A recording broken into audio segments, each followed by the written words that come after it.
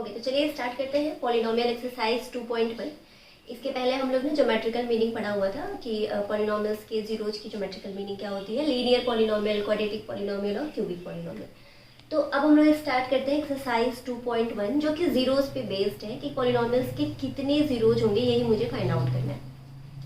NCERT exercise 2.1 में क्या पूछा हुआ है, कुछ फिगर्स दिए हुए हैं जो कि मैंने यहाँ पे मेंशन भी कर रखा है, आप लोग देख सकते हो।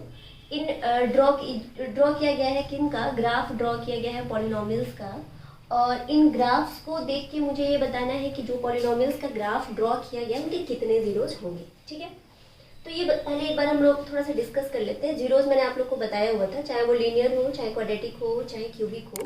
मैंने क्या बताया था कि उनका ग्राफ एक्स एक्सिस को जहाँ इंटरसेक्ट करता है उसके एक्स कोऑर्डिनेट को ही हम लोग कहते हैं जीरोज ऑफ पॉलिनोमियल।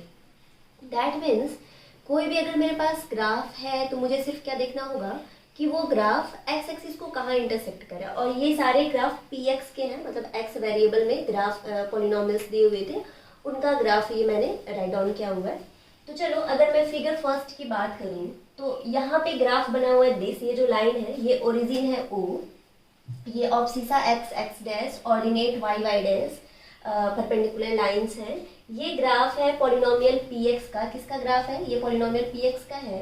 अब मुझे देखना है कि इस पॉलिनोमियल पी एक्स के कितने जीरोज होंगे। तो ये बताओ, ये जो लाइन है, ये जो ग्राफ मैंने पी एक्स के लिए बना रखा है वो एक्स एक्सिस को कहीं भी इंटरसेक्ट नहीं कर रही है ना।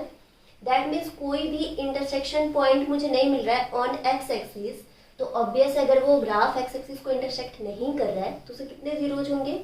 हाँ बिल्कुल, आप जो सोच रहे हो उतने ही जीरोज होंगे, मतलब कोई जीरोज नहीं होंगे क्योंकि ये एक्स एक्सिस को कहीं इंटरसेक्ट नहीं कर रहा है। दैट मीन्स इस पॉलिनोमियल के लिए अगर मैं जीरोज की बात करूँ तो इस पॉलिनोमियल के कितने जीरोज होंगे? तो इस पॉलिनोमियल के 9 जीरोज होंगे, कोई जीरोज नहीं होगा। ओके, अब अगर सेकेंड फिगर की मैं बात करूँ तो ये जो ग्राफ बना हुआ ये है पॉलिनोमियल पी एक्स के लिए और ये ओरिजिन ओ।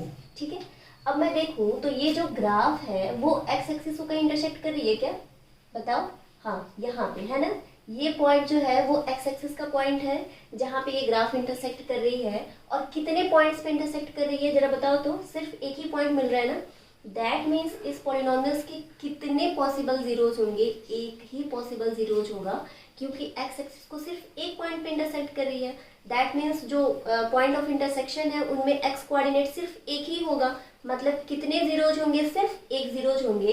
तो मैं यहाँ पे कह सकती हूँ कि इस पॉलिनोमियल्स के कितने जीरोज, तो आप लोग बताओगे इस पॉलिनोमियल में 1 जीरो। ओके, अब अगर थर्ड की मैं बात करूँ कि ये जो ग्राफ मैंने ऐसे बना रखा है एस टाइप का, कन्वर्स एस है, तो ये किसके लिए है? तो ये पॉलिनोमियल पी एक्स के लिए ग्राफ है, ये ओरिजिन ओ है।